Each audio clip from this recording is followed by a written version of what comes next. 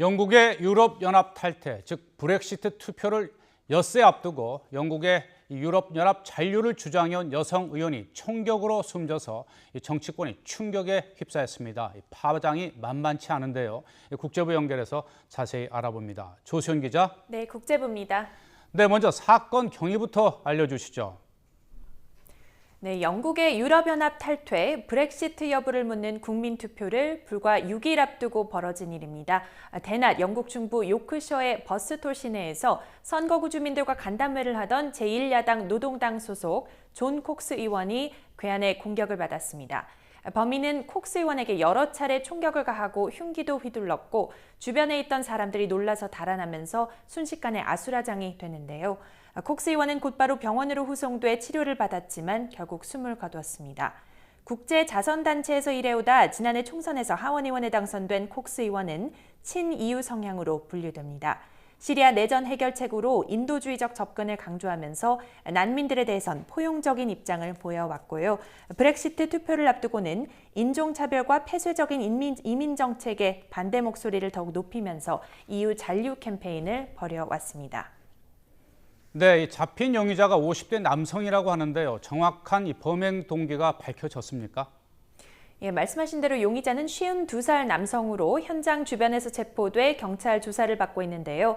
범행 당시 영국이 우선이다라고 외친 것으로 전해져서 브렉시트 찬성론자가 아닌가 추정되고 있습니다. 영국의 EU 탈퇴 여론을 주도하는 게 바로 이 반이민 정서인데요. 지난해 영국에 이민 온 EU 회원국 출신 시민만 18만 4천 명에 달해 2014년보다 1만 명이 늘어났다는 영국 통계청 발표가 최근에 나오면서 EU 탈퇴 여론에 힘을 싣고 있는 것으로 분석됩니다.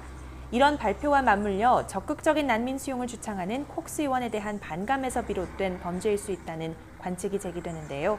용의자의 이복 동생은 현지 언론과의 인터뷰에서 형이 강한 정치적 견해가 없었고 또 인종차별적 얘기도 꺼낸 적이 없다고 말해서 정확한 범행 동기는 수사 상황을 좀 더 지켜봐야겠습니다. 네, 영국에서 의원이 피살당한 것은 26년 만에 처음 있는 일이라고 하는데 이 영국 정부는 어떻게 대응하고 있습니까?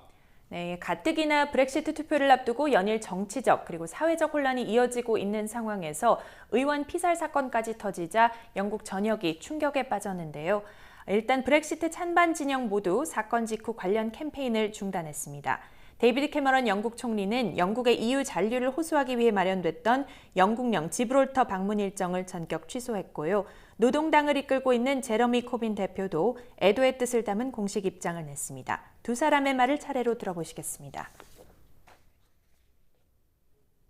It's right that we're suspending campaigning activity in this referendum, and everyone's thoughts will be with Jo's family and with her constituents. But violence is not an answer. Violence is not an answer to anything.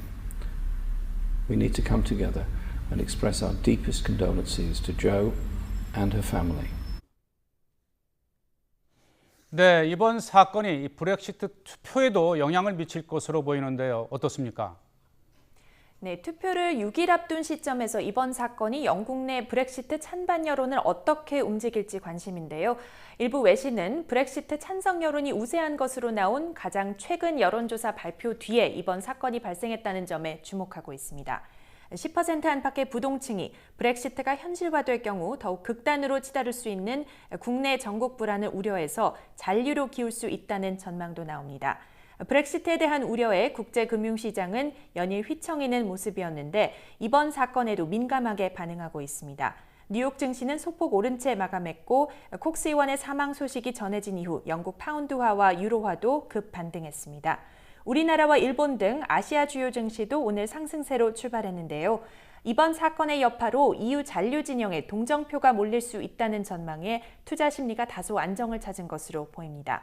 하지만 여전히 브렉시트 투표 결과를 예측하기 힘든 상황에서 유럽 분열 가능성에 대한 불안감이 이어지면서 당분간 세계 금융시장도 불안한 모습을 보일 것으로 전문가들은 예상하고 있습니다. 지금까지 국제부에서 YTN 조수연입니다.